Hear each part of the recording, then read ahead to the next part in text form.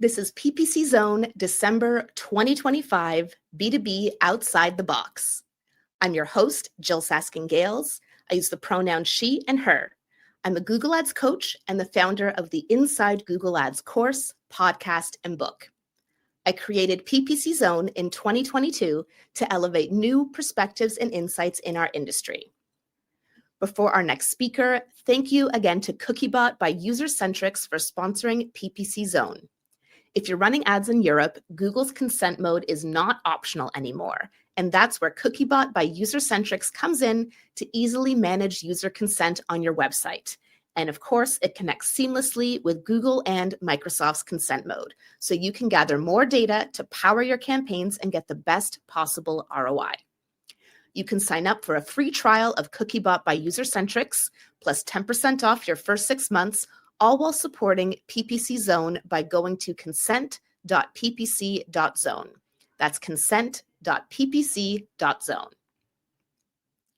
Next up in the zone is the inquisitive marketer. He specializes in campaign management, landing page design, and conversion optimization for B2B advertisers. I've also been trying to get him onto the virtual stage for more than a year, so I am thrilled to have him here with us at ppc.zone today to share 3 B2B Google Ads traps. Are these best practices wasting your money? It is with great pleasure that I introduce you to Aldwin Neekon. Welcome, Aldwin. Hi, everyone.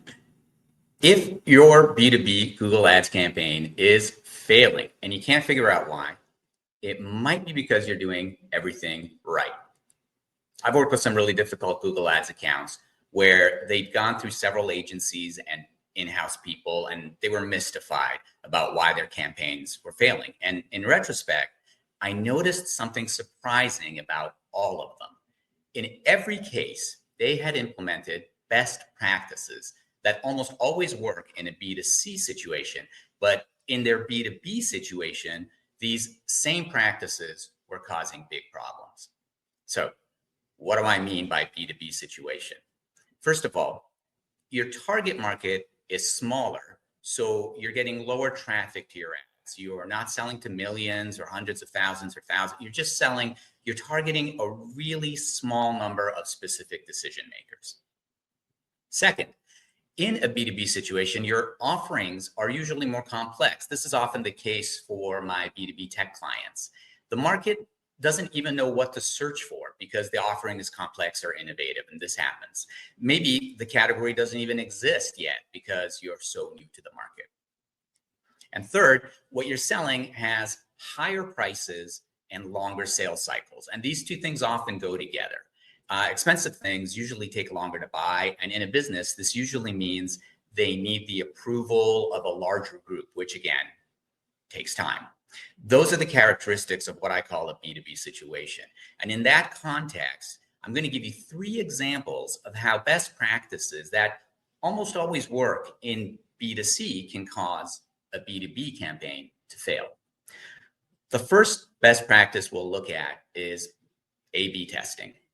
My first Google Ads client had originally hired me as a fractional VP marketing, but a few weeks into it, the pandemic hit, and the CEO said, Aldwin, forget about the long-term strategy work. We need leads now. I suggested running Google Ads, and he said, yeah, we're running Google Ads. We've done it. It doesn't work for us. We've done it a bunch of times. So I had to figure out why it hadn't worked. Well, it turns out one of the reasons, they'd spent months running A/B tests in their campaigns, waiting for statistical significance, waiting for the test to finish, but they had nothing to show for it because not enough traffic. So they weren't making decisions, they were paralyzed. In a B2B situation like this, you're not getting hundreds of clicks a day. You might get a dozen clicks. Waiting for months is not an option. So you need to go with an educated gut. Don't let A/B testing paralyze your B2B campaigns. You need to give Google Ads enough time to adjust when you change a budget or a bid strategy, but then you need to make a call and move on. And you can also use tools like Microsoft Clarity that show you what each visitor is doing so you can more quickly sense how to improve your ads or your landing pages, even with very low traffic. I use this tool all the time for every client. The second best practice to watch out for is beautiful content. A lot of B2B CEOs and marketers have B2C brand envy and want to create the kind of content that works really well for B2C brands, but this can backfire. Another client of mine had hired a really good creative agency who'd made them a beautiful, compelling video that they were using as a YouTube ad. It racked up hundreds of thousands of views and 0 conversions. Why? Because it was designed like a prestige B2C commercial. It was beautiful and intriguing, and it had this music that drew you in. And that's the problem. It drew everybody in, whether or not they were the target audience. So your content needs to be immediately clear about the problem that you solve, who you solve it for, and who it isn't for. You don't have to be boring, but you do have to get to the point, and you have to be attractive to your audience while somehow finding a way to be repulsive to everybody else. And sometimes that means you can't afford to do what B2C brands do. The final best practice to watch out for, targeting high volume, high intent keywords. Some of you may be asking, isn't this the whole point of Google Ads? High volume, high intent keywords. It is, but let me give you an example of how it can go wrong. Let's say you're an enterprise software company and your solution bundles whatever new technology that you have with a bunch of point solutions that already exist in other offerings. Some marketers might look at the high search volume for those point solutions and get really excited. Look at all this traffic, look at all these clicks. But those are not the customers you're looking for. Those searches belong to people looking for the cheap point solutions. You're selling enterprise software at a higher price point that does a lot more than just those things.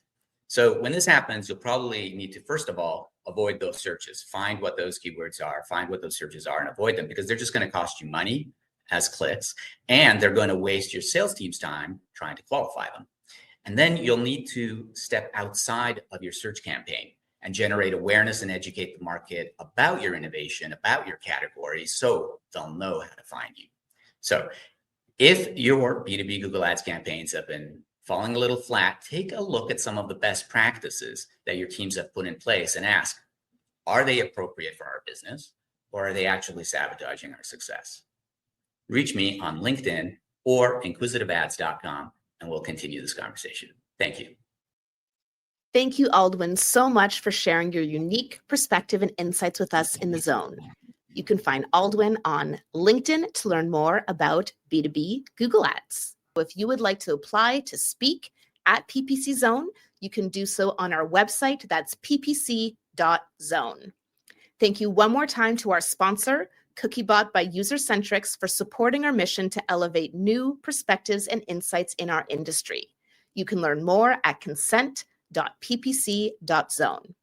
I'm your host, Jill Saskin-Gales. Be sure to follow me on LinkedIn and subscribe to my YouTube channel so you don't miss our future events. I look forward to seeing you next time in The Zone.